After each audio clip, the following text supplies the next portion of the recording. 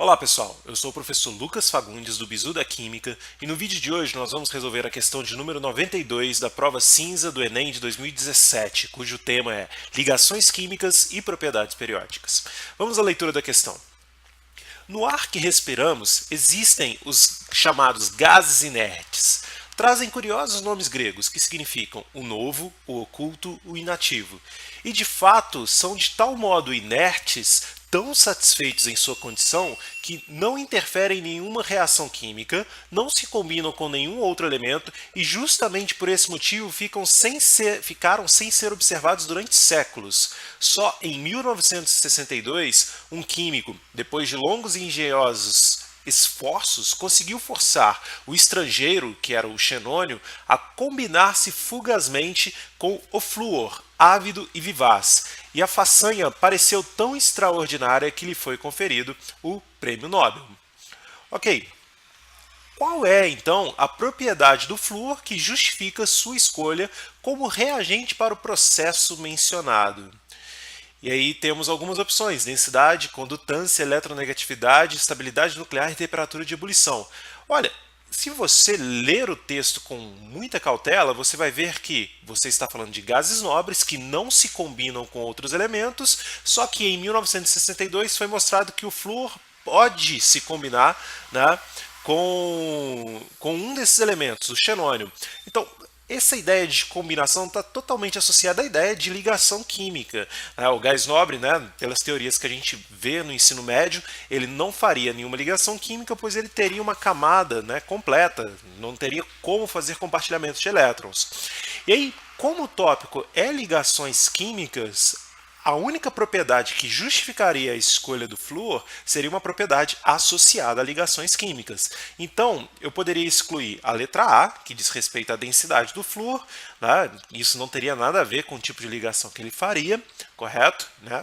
A condutância também não teria nada a ver, isso tem muito a ver com a estrutura do material, né, do flúor, no caso ele é um gás, não conduz eletricidade, tá certo? A estabilidade nuclear também pouco interfere no tipo de ligação que você vai fazer. Né? Quem interfere nos tipos de ligações que serão observados entre os elementos é a eletrosfera. E a temperatura de ebulição, né, ela também é uma propriedade física macroscópica, relacionada à densidade também, tá certo? Então, assim, a princípio não teria nada a ver. A única propriedade que justificaria alguma ligação diferente aí seria a eletronegatividade. O flúor, como a gente já deve saber, né, ele é o elemento mais mais eletronegativo da tabela periódica.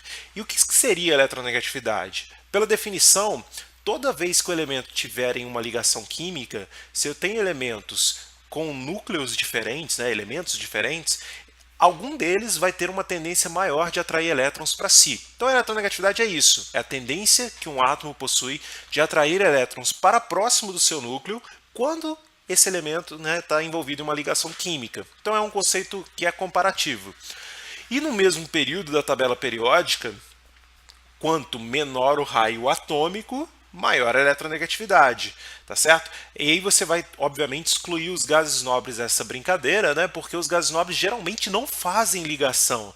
Então, normalmente a gente não mede a eletronegatividade para o gás nobre, tá? Embora eu possa medir, por exemplo, para o xenônio, eu vou ver que ele tem uma eletronegatividade baixa, que dá para medir, porque ele se combina com outros elementos como o flúor, tá certo?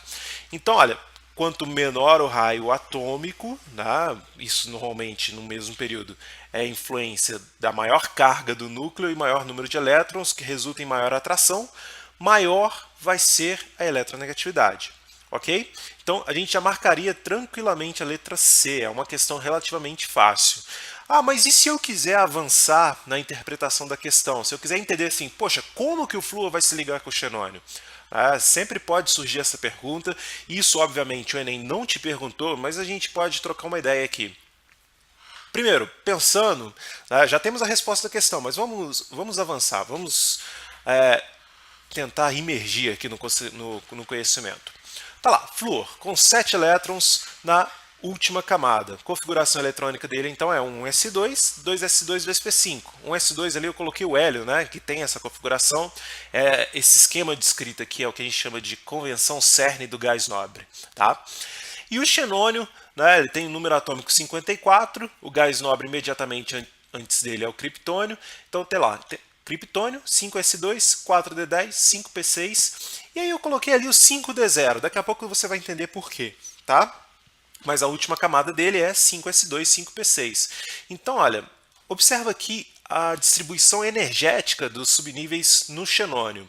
Eu tenho aqui o 5s, o 5p, e o 5d seria um subnível de maior energia do que o 5p. Tá certo? Mas antes de eu chegar no 5D, eu teria que preencher o 5P e ainda teria que passar, né, para o outro subnível que é o 6S. Mas tudo bem, o 5D ele está radialmente próximo, ele está mais ou menos na mesma distância, né, em relação ao núcleo comparado com os orbitais 5S e 5P. Tá certo? O número quântico principal, que é o 5, ele diz respeito à distância média da eletrosfera ao núcleo. Então, olha, os elétrons entrariam primeiro no 5s, formando 5s2, e o 5p6. Ah, e o 4d, professor? O 4d ele está realmente entre o 5s e o 5p, mas ele está mais próximo do núcleo. Então, assim, eu omiti ele aqui, né, desse diagrama. Então, eu tenho o 5s e o 5p. Esse daqui, então, é o estado fundamental, é a última camada, né, do xenônio. O que pode acontecer é você ter dois desses elétrons no subnível 5p sendo excitados para o subnível 5d. Observa ali ó, o que vai acontecer. As setinhas vão mudar de lugar. Né? Saiu dois elétrons aqui e foi para lá. Dois elétrons aqui e foi para lá. Perfeito? Tranquilo? Se não viu, repete o vídeo aí de novo. E aí, olha, eu passei a ter agora elétrons desemparelhados, ou seja, subníveis semi-preenchidos. Tá certo? E aí o que pode acontecer? Esses orbitais semi-preenchidos, eles podem estar envolvidos no compartilhamento de elétrons, no estabelecimento de ligações químicas. Isso aqui é o que a gente chama de teoria de ligação de valência, onde eu utilizaria esses orbitais da valência para formar ligações. Você já deve ter ouvido falar isso, por exemplo, lá no caso do carbono, que tem hibridização sp2, sp, sp2, sp3. Então o que a gente poderia ter aqui é a combinação matemática desses orbitais, 5s, 5p e os dois orbitais 5ds ali, formando aqui, olha, né, 6 orbitais idênticos. Com essa distribuição, tá, 6 orbitais que a gente chamaria de sp3d2, porque nessas combinações a gente misturou um orbital s, 3 orbitais p, 2 orbitais ds, e formamos 6 novos orbitais idênticos, que são sp3d2, que vão, obviamente, ficar o mais afastado possível. Mas agora, esses 4 subníveis aqui que estão, né, esses 4 orbitais sp3d2 que estão aqui com apenas um elétron, eles são os orbitais que podem então fazer ligações. E aí eu teria então o xenônio, por exemplo, fazendo 4 ligações covalentes com flúor. Tá? E acima e abaixo do xenônio eu teria os pares de elétrons não ligados, que são 2 orbitais ali também, sp3d2, cada um com 2 elétrons. E aí, né, para quem quer avançar até um pouquinho mais, isso daqui seria o que a gente chama de geometria quadrado planar. Né? Ela é justificada dessa forma pela existência de 2 pares não ligantes, pares de elétrons que não estão compartilhados em ligação, são pares isolados. Perfeito? E aí a gente consegue, então, entender a estrutura do xenônio com flúor. Tá certo? Uma das possíveis, porque o xenônio também pode fazer outros tipos de ligação, pode inclusive se ligar também ao oxigênio. Beleza, pessoal?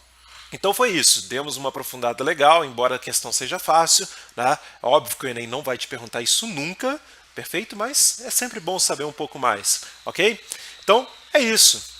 Não se esqueça de deixar o like no canal, essa é a força motriz para o canal continuar crescendo e para que a gente possa continuar fazendo vídeos legais. Tá? Se inscreva no canal, curta a nossa página do Facebook, facebook.com/visuaulas, beleza? E é isso aí, pessoal. Um grande abraço para todos vocês. Valeu!